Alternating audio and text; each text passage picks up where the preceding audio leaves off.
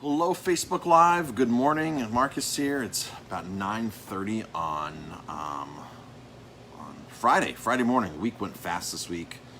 Jamie and I were up in Buffalo, dropping Justin off. Just trying to get on my live here on. Good, perfect, awesome.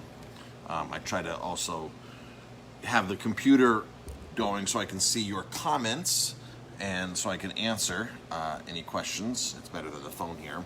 Besides, if you've watched my lives before, you know my phone has this erratic issue that just all of a sudden starts pressing buttons. It opens apps, it does things on its own. It's a little frustrating. And I've gone through the phone calls with Apple and support and updated and done all these kinds of things, and nothing works. Sometimes it gets really, really bad. I have to turn my phone on and off. It helps it for a little while, but then it just goes back, and sometimes it'll just try to pin comments here, and it switches the camera around when I'm doing Facebook Live. So hopefully it chooses certain times that it wants to do that. So hopefully today we'll be able to have some clear sailing and not have any of those technical issues. So a few things today. First of all, if you're watching live, just drop a comment, #live. If it's on the replay, #replay. Just let us know where you're tuning in from. That always helps. We have a lot of viewers from all over, which is fantastic. So we really, really appreciate that. So just drop a comment of where you're tuning in from, or if you're tuning in live, that helps. We appreciate that. It's Friday, which means it's Lobster Bake Day. All weekend long, we do our lobster bakes in the front. With oysters, soft shell crabs. We've been trying to get. We've not been having any luck finding soft shell crabs. So our soft shell crabs have kind of faded off a little bit off of our menu. So we apologize for that. We'd like to run soft shell crabs all summer long. They're typically in season all summer long until about Labor Day-ish.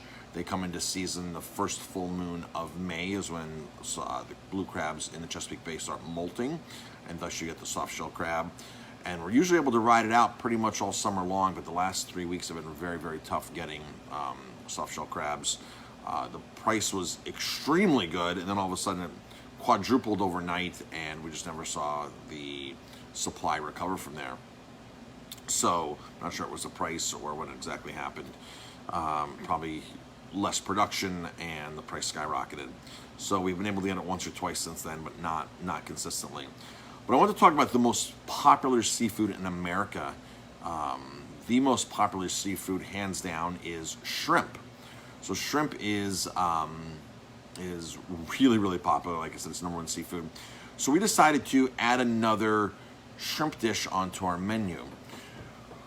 And this has been something that has been, Jamie and I have been reading about this. Jamie and I read a lot of trade magazines, and we keep up on the trends, and we try to get out. Of course, it's hard to get out this year to restaurants and travel like we normally do.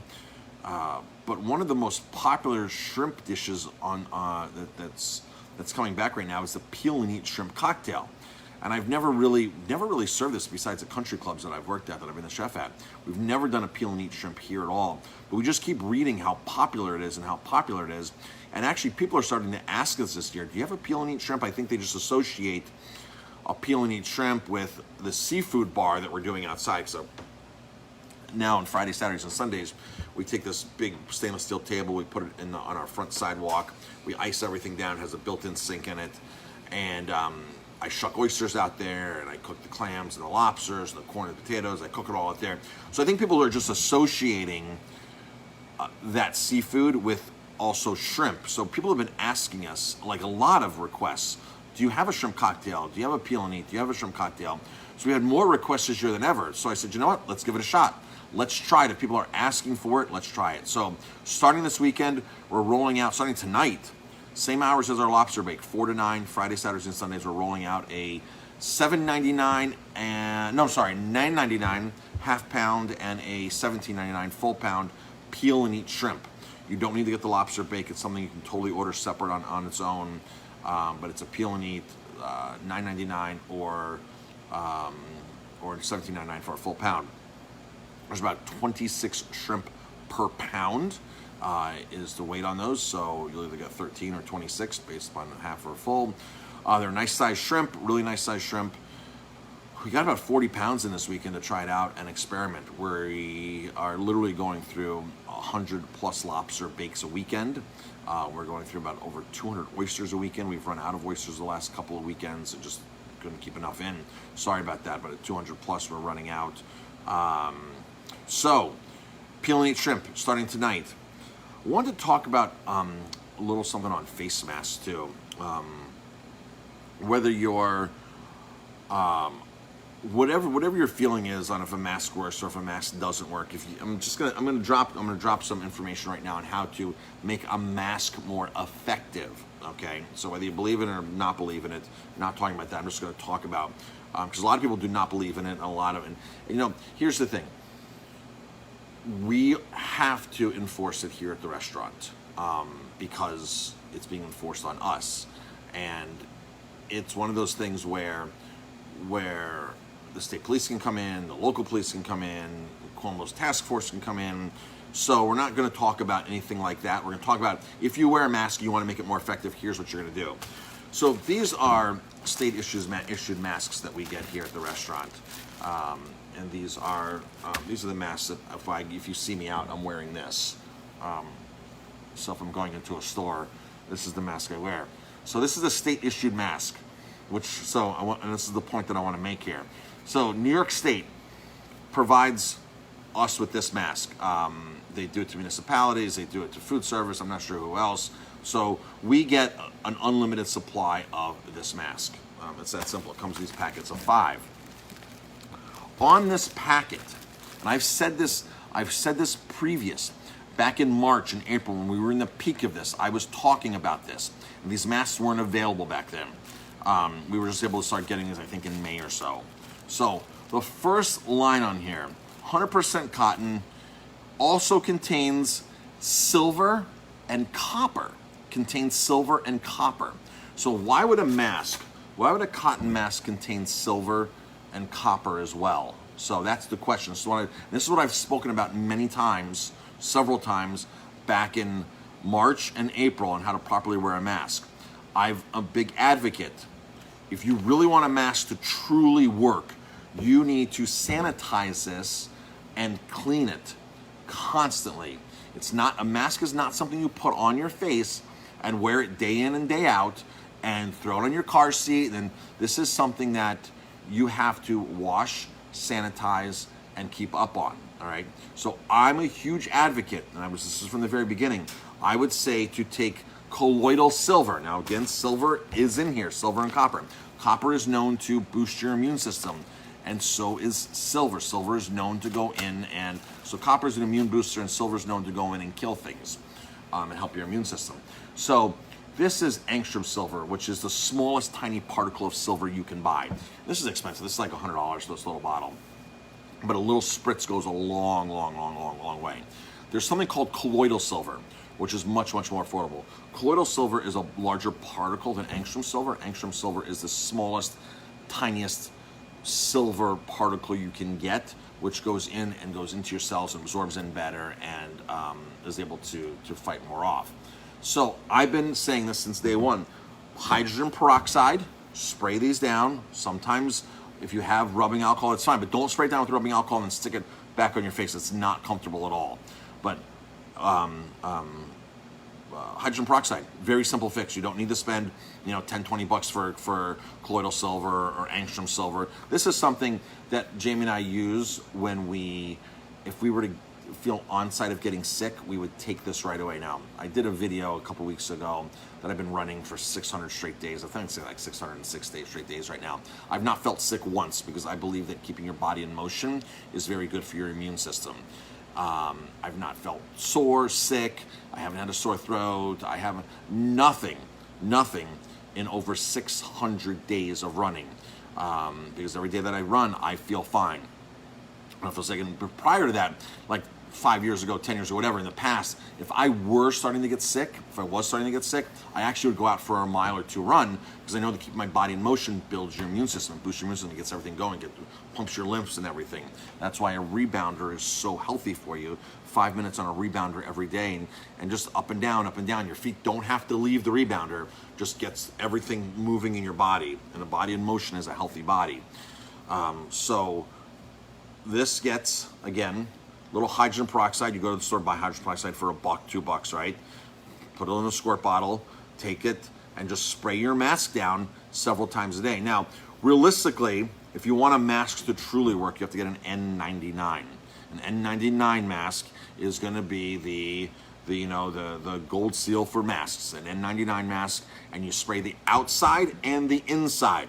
And the reason why you spray the outside of a mask down is because if there's people around you, you're going to get germs on the outside of the mask. So it's just as important to clean the outside of the mask as the inside of the mask. So I honestly try to wear a mask as little as possible, especially when I'm out. When I walk into a store, I put it on right at the last moment. As soon as I get out of the store, I take it off. I believe in getting a lot of fresh air, a lot of oxygen into my system. And if I have to wear a mask by law, then I wear a mask. That's my feelings on it. I take a lot of vitamin C every day. Take a ton of vitamin C every day.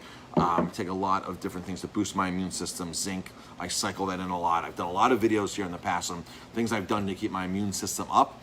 And a lot of this stuff I really ramped up come March, actually come February, because Jamie and I were traveling a lot. Jamie and I were in New York City. In the beginning of March, we were in, I remember in February, we were actually in Vegas. We're at the Mandalay Bay at a business conference, 10,000 people at this business conference. And I remember getting on the elevator to go up to our room or go wherever, and coronavirus is in the news everywhere. It really hadn't hit the lockdowns and the quarantines here, but it was all over, and people were flying in, people were questioning things. And I remember getting into an elevator, that elevator we got in, and all of a sudden more people got in, and it was jam-packed. I'm like, wow, holy cow. And when Jamie and I travel, we always take with us spirulina and chlorella.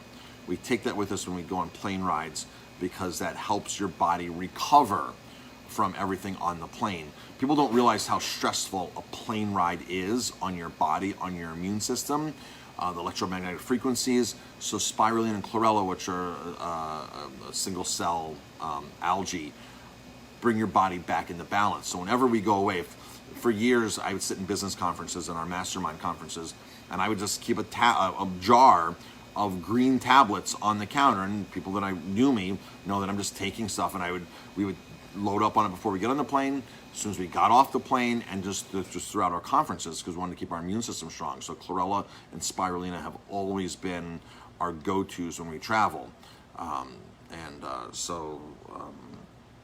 When we got back, we really amped up our vitamin C, we amped up our zinc, cycled that in. We did a lot of things to really make sure that we were protecting ourselves, because we didn't close the restaurant at all. We stayed open for takeout through the whole thing. We had a lot of delivery people coming in here every single day. Two, three companies were coming in every day and delivering. Wine companies, people from New York City coming in and delivering, all the salespeople, all the deliveries. I had to go to New Jersey to pick stuff up. So it was super, super important for us to be able to keep our immune systems up and keep healthy and keep working. So that's the proper way to make sure you're wearing a mask properly. Clean it with hydrogen peroxide in and out. N99 is a safer, the gold seal in masks, the N99s. But so these are, just wanted to point out that these issued masks these state issued masks actually have silver and copper in them. Now here's the thing that's odd. If they're putting it into the mask for your immune system, why isn't the governor talking about building your immune system? I mean, taking silver is not, taking colloidal silver is not one of those mainstream things. You're not going to go to a doctor and your medical doctor's not going to say, take colloidal silver, if you have a cold, if you get the fever, if you get the flu. Your mainstream doctor's not going to say that. An alternative practitioner will, or an MD that is alternative minded will tell you that. So the government, the New York State government's putting it in here, but they're not really telling us why, and to keep taking it, to keep boosting your immune system. That's not part of the narrative, which I'm a little upset about that, because we could do a lot better in mainstream media talking about how to live better in general, not only in COVID, but outside of COVID, but really right now on how to properly cite studies on vitamin C. In China, they were using 20 grams of vitamin C in IV drips for patients. I think I saw one time in the New York Post One time in the New York Post, they were talking about how they're administering vitamin C in patients in New York City in hospitals, and one hospital was doing it, and they were doing 12 grams of vitamin C. 20 grams is what they were doing in China. But you didn't see anything after that at all. It didn't really say, well, as a daily maintenance. So the problem is, if you go to the recommended daily allowances in vitamins, you'll see a very low amount of vitamin C. So a lot of people say, oh, well, the daily recommended allowance is 500 milligrams, and I'm taking that, so I'm perfectly fine. If you read through Linus Pauling's work and all this work on alternative practitioners that mega dose with vitamin C, it's all under a health practitioner. It's all under guided stuff. It's not like somebody just going out there and experimenting. You have to be monitored. But some of these health practitioners are literally doing to boost immune systems for people that have cancer and HIV, AIDS. They're literally pumping in 100 grams of vitamin C intravenously throughout the day. So when we're talking about mega dosing, me doing 10 grams throughout the course of the day, or 20 grams throughout the day, is not really that much. So I take buffered because I can consume more of it than straight ascorbic acid. I use a powder because it's easier for me just to drink like this instead of keep taking pills. I can just have this in my water all day long, and every time I take a sip, I'm flooding my body with vitamin C. Vitamin C leaves your body very quickly because it's water soluble, so you pee it out so every hour and a half. That's why if you were to get a cold, when I get a cold, previously, 2 grams every hour, 2 grams every other hour throughout the course of the day just keeps your body properly flooded with vitamin C on a constant basis. So yes, Daniel, vitamin C is water soluble. So let's see, what else do I want to talk about? So we have this wine event on Monday. That is these Southern Italian wines, these rare grapes. Italy has 1,300 different grape varietals.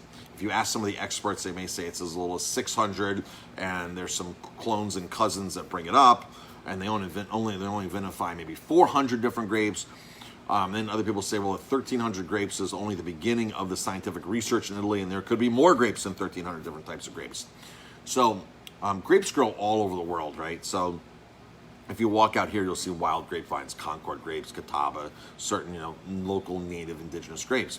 So in Italy, they're known for a vast variety of grapes. Now, realistically, to be able to go to a wine shop, you could not probably find more than 10 different Italian grapes, maybe 20 different Italian grapes and wines, because they have their certain workhorses or power horses like Sangiovese, Nebbiolo, Dolcetto, Pinot Grigio. So they have their powerhouses, or their most common, which is what sells the most. Chianti is one of the best-selling Italian wines because people understand what Chianti is, and they do a great job in marketing. So we're doing this Southern Italian event on Monday, and it's specializing in really oddball grapes that you would just not go to a restaurant and say, oh, I'd like a glass of Zabibo, I'd like a glass of Malvasia, I'd like a glass of Susuminello. So we're taking some grapes that are very well made, make great wine, but they're just not part of the dialogue. They're not part of the popularity. It's easier to walk into a restaurant and say, I'll have a glass of Sauvignon Blanc or Pinot Noir or Cabernet or Chianti. Or a glass of Bordeaux. Those are much easier to order. So, Jamie and I love buying wines like that because it's an educational tool for us to turn people on to something that they've never had. And every time we say, oh, this is Malvasia. Oh, I've never had Malvasia. I've never had Zabibo. So these are things, this is why we taste a lot of people in wine. When you walk in and say, oh, I like Sauvignon Blanc, perfect. Let me try you on something that might be similar to Sauvignon Blanc. They're like, oh, wow, this is great. Well, this is actually this grape, and it's from here. And they're like, oh, wow, that's very cool. I'll take a glass of that for absolutely. So I'm the kind of person, when I drink wine, like I like to experiment. I like a varied palate. I like to experiment. And Italy provides that wide open canvas of just so many other grape varietals. So we're supposed to have an event on Monday night. We're having problems getting 2 of the wines for Monday. I'm not sure if the delivery truck's going to show up with them today or not. I'm not sure. So if the delivery truck does not show up with the 2 specific wines that I need, we're going to push that event off till next Monday. which will be like the 6th or 7th. I'm not sure what the exact day, but it won't be this Monday. It'll be the following Monday. We'll keep people posted. We'll know by the end of the day today if that's the case or not. So we really want to, and we could easily do a wine event on Monday, but I really had my heart set on doing these really cool grapes, and they're actually coming from southern Italy, where we're going in April. Southern Italy, we're going in April. I think we have 2 spots left in that, 2 or 4 spots. We might open up another trip because this trip is very, very popular. Not another week like the week after. So we'll keep you posted on that if you're coming to that. Our wine events, by the way, are super popular now. We used to do wine dinners. This is a wine tasting. We used to do a wine dinner for $65, $75. It would be 4 courses, 5 wines. You'd sit down and everybody gets served at the same time. Now we have a new updated format. We do them in the garden. You have your table, because we're not allowed to sell ticketed events. New York State right now keeps changing things constantly. They keep updating things constantly. This is why we're not doing music here right now. We've had a lot of requests for music. When's Me Live music? We're not even sure we're legally allowed to do music in the restaurant. We're definitely not allowed to advertise it as a ticketed event. We're definitely not. We can't really promote it because it will bring a crowd. This is totally illegal right now. So restaurants that are doing music, it's in question, very, very much in question. So, and the other thing is, we don't have enough seats to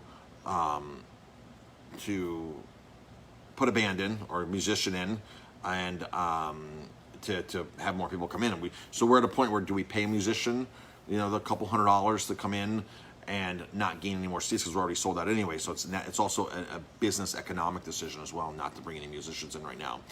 We were excited and we started planning, and we're like, oh boy, like we were so excited to start planning, and we've just been so busy, gangbusters. A lot of nights people call and they don't understand why they can't get to-go food at 7 o'clock, or if you're sitting in the dining room, you're sitting outside in our patio, you don't understand why the food might be taking extra long, because the kitchen's doing so many to-go orders, as well as the 11 tables you see in our gardens. I think we have 11 tables out there, 9 tables.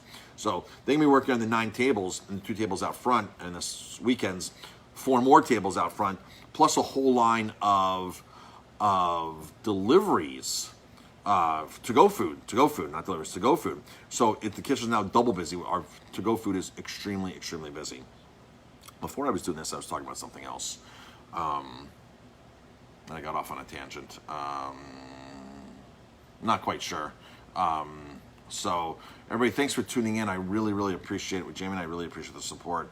I have to actually go out for my run here in a couple minutes, and we were shorted on a couple other things this week, so I have to go to Montgomery in a few minutes after my run and go to United Natural Foods and pick up a few items that were shorted on our order this week. A few organic items that we need to get through the weekend on. And again, Lobster Bake's out front all weekend long. We have the half dozen oysters. We're adding on peel and eat shrimp this week, $9.99 a half pound, $17.99 for a full pound. Same high quality shrimp that we always use. Checks out with all the sustainability ratings that we use for our shrimp. So that's all there. And that's it, folks. Thanks for tuning in. I appreciate it. And yes, the wine event is possibly postponed. Brendan, is that what I was talking about? So the wine event is possibly postponed. I will know later today. When the delivery trucks show up and the wine is either here or not there, I will know how that's going to go. And I'm really excited about these wines. I'm really, really excited about these wines that we're getting in.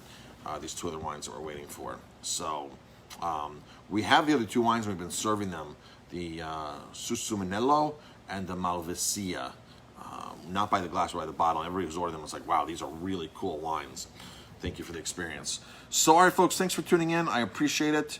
And stay healthy, get fresh air, take your vitamins, exercise, all that kind of stuff. Eat healthy food, make good choices, and we'll see you soon. Thanks for tuning in.